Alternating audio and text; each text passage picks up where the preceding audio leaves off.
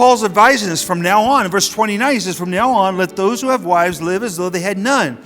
And similarly for mourning and rejoicing and buying and engaging with the world. He doesn't say abandon all those things. He doesn't say ignore all those things. What he is saying is put them in the correct perspective. Love your spouse. Mourn over those things that you need to mourn over. Rejoice over the things that you're happy about. Do your business. Engage with the world. But do not treat those things as if they are everything. Because they're not. Don't treat the things of this world as if they are the end all. Because they're not.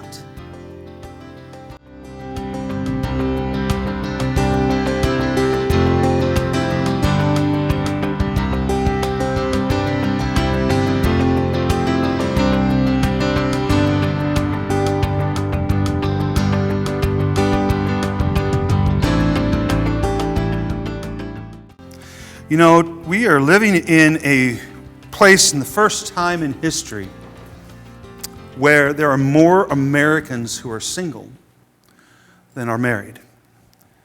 Now, granted, it's like 52%. It hasn't exponentially gone to a large amount, but understand that this is a different time in history. Women often, live independently, thrive independently.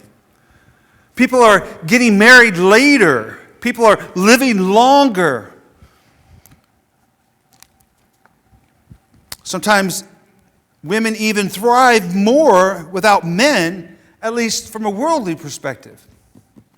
And I say that only because, understand, the culture in Corinth was very much a male-dominated culture.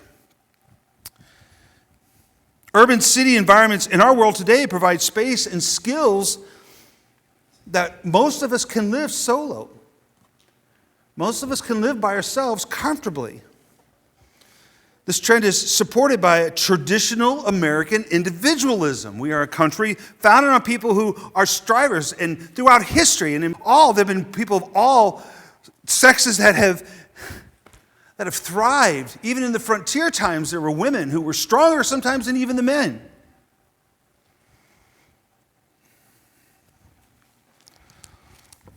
But we emphasize self-reliance.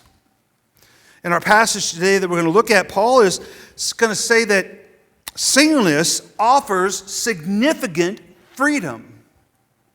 There's a significant amount of freedom that comes from being single. But he also highlights there's a need for a particular type of freedom in order for us to navigate our lives effectively.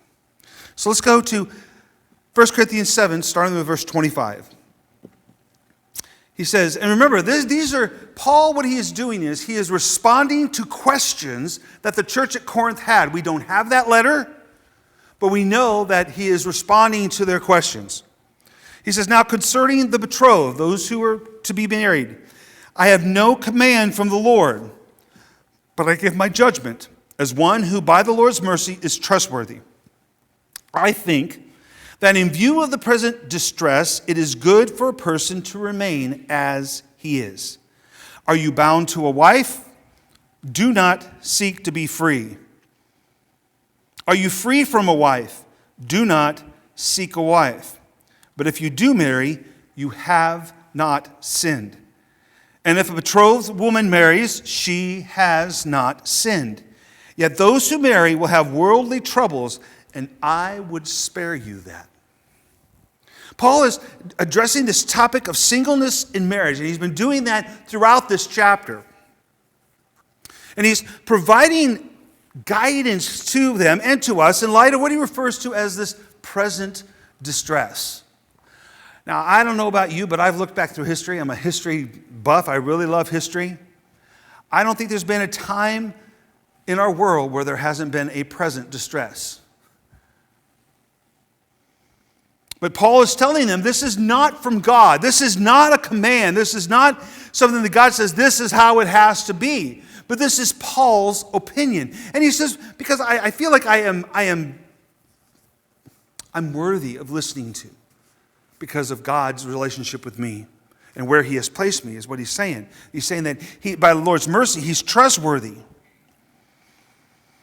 But Paul he suggests that it is good for individuals to remain in their current state, whether they're married or unmarried, due to specific circumstances that they were facing at the time.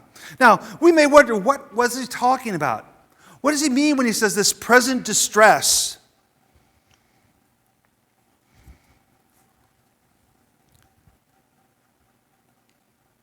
And what was it that caused him to say that everybody should remain where they're at? They shouldn't seek to be married. Now, for those of us that are married, great.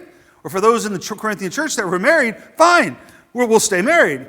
And for those who were single and weren't betrothed, which means they hadn't yet gone through the process of beginning to the courting and the marrying process, would be fine. But what about those? I thought, what about those who are in the middle? How about those who have someone that they want to marry? Paul says it's better to stay the way you are. But what was going on? I mean, there may have been a period of famine. We have to understand that at that time, Egypt was the bread basket. There could have been problems. We kind of, in our country, we're kind of not used to having famine. I don't know if you've noticed, at the grocery store, there's not nearly as many things as there used to be, at least the things that are good for you. Beth and I try persistently to get organic stuff, organic foods. They're harder and harder to find at certain grocery stores. We haven't had to deal with famine. Maybe it was a famine that was going on. Maybe there was socio-political turmoil going on. But the reality is that those things occur all the time. In fact, we are now in a period of socio-political turmoil. We got an election coming up in a few weeks. I'm not going to tell you who to vote for, but I'm going to tell you vote. We have every reason to vote. If you need help getting to the polls, let me know. We'll figure a way to get you there if you haven't already done an absentee ballot. But understand, we need to vote because we are in the midst of socio-political turmoil today. See, when times are good, it's very easy to be married. Things are perfect. Everybody's happy. But when times are difficult, being married can become difficult. Married individuals often face very unique challenges during times of global and societal turmoil that many times single people don't have to experience, at least not to the same extent.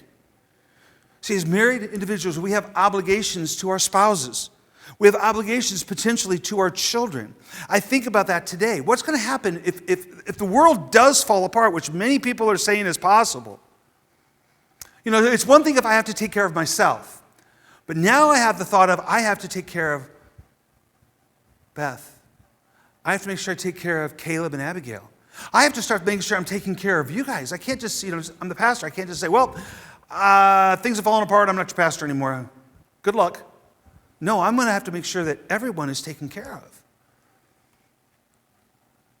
During crisis, as married individuals, we have to balance family responsibility with personal responsibility. Our own well-being, our own spiritual commitments.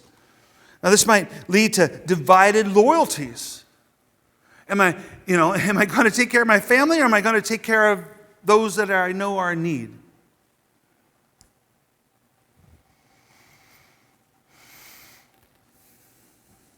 Do I need to protect and provide for family members?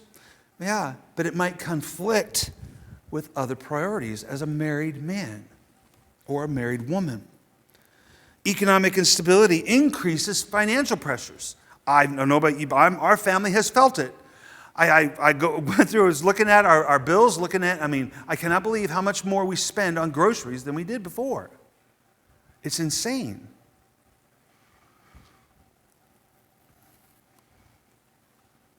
Couples face disagreements over budgeting, spending, saving, which puts a lot of strain on the relationship. And in times of stress, effective communication, which is already important for a relationship, for a marriage, for a healthy one, becomes even more crucial and harder sometimes to maintain because you're feeling the stress. Misunderstandings or this lack of communication leads to conflicts and resentment. And there's a burden emotionally of caring for a family during difficult times. It's very significant. Each person in a relationship must manage their own stress while trying to help mitigate and manage the stress of their families. And you think, well, my kids are grown. Oh, you're still, as a parent, going to worry about your children that are grown too. And if you have grandchildren, now the stress is added. Paul's words reflect an understanding of the complexities of marriage, and especially during times that are tumultuous. And he encourages believers to consider their personal circumstances and prioritize their spiritual commitments accordingly. Paul gives us a little more clarity in the next few verses. He says, "This is what I mean, brothers. The appointed time has grown very short.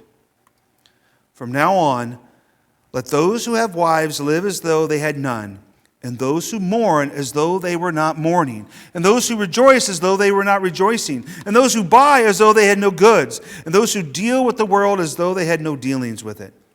For the present form of this world is passing away."